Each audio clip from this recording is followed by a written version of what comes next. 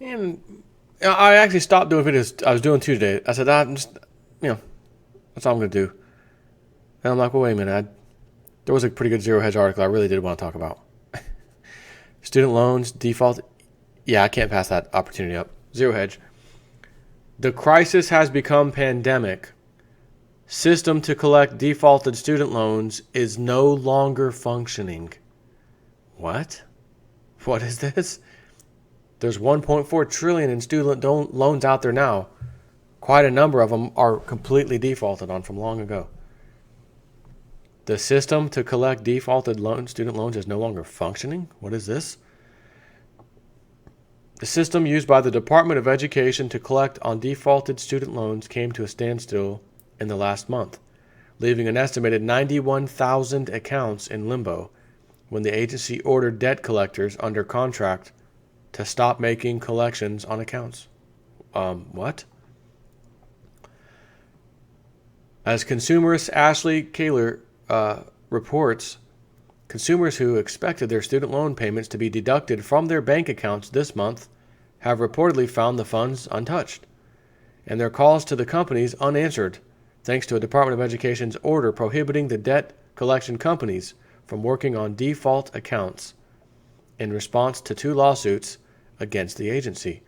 The strange turn of events began with a lawsuit filed by two debt collection companies who claimed they were unfairly fired by the Obama-era Education Department for poor performance. On March 29th, the judge issued a temporary restraining order that prevented any new defaulted borrowers from being assigned to debt collectors and put into rehabilitation programs. Instead, the borrowers have piled up inside the department system, just waiting. On April 21st, the government ordered the debt collectors involved in the suit to stop working altogether on defaulted accounts. No phone calls, no withdrawals from student accounts, nothing. The Education Department and the Justice Department are partly to blame for unnecessarily throwing a wrench into the entire defaulted loan system. One attorney with knowledge of the case told BuzzFeed News because they've been unable to come to a resolution that allows the loan system to kick back into gear, there's no fix in sight. Judge Susan Braden has extended the emergency order several times since then, noting that it was made to preserve the status quo to protect the interests of all parties and to afford the government an opportunity to reach a global solution to two lawsuits against the Department of Education. The cases filed separately by several debt collection firms claim that the Department of Education unfairly terminated their contracts with the companies. More recently, the Department of Education ordered servicers to stop work on defaulted accounts. The actions, the companies argued in court filings, fundamentally alter the status quo and are not fiscally responsible to the borrowers or to the federal taxpayers.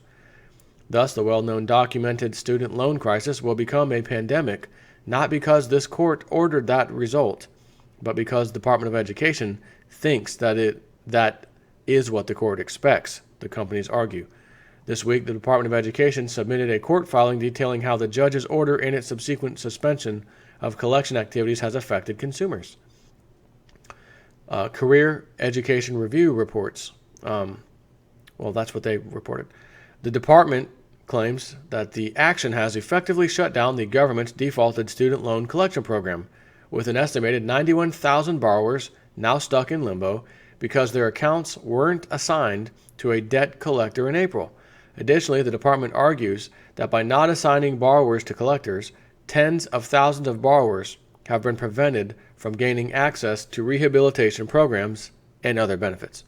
BuzzFeed News reports that debt collection agencies say that since the department ordered a stop to collection activities, they have been inundated with calls from borrowers. However, the companies can't help the customers. This, they claim, has resulted in thousands of messages and complaints from borrowers. The collectors claim that because of this, borrowers will default, and those enrolled in repayment programs could lose their eligibility. Susan Martingale, policy staff attorney for our colleagues at Consumers Union, tells consumerists that the stop in collections and payments could do untold damage to borrowers. Meanwhile, they're going to rack up a ton of charges as more interest accrues on their loans, she adds. As the work stoppage drags on, consumer protection advocates are confused about where borrowers stand, especially given a tangle of other lawsuits involving the loan companies and the government. The whole process has been completely mind-boggling, said Persis Yu, the director of the Student Loan Borrower Assistance Project at the National Consumer Law Center, who called the standstill mystifying from a consumer protection standpoint. Wow. I can't wait to see where this goes, but I couldn't leave that one out. I had to do that one. Take care.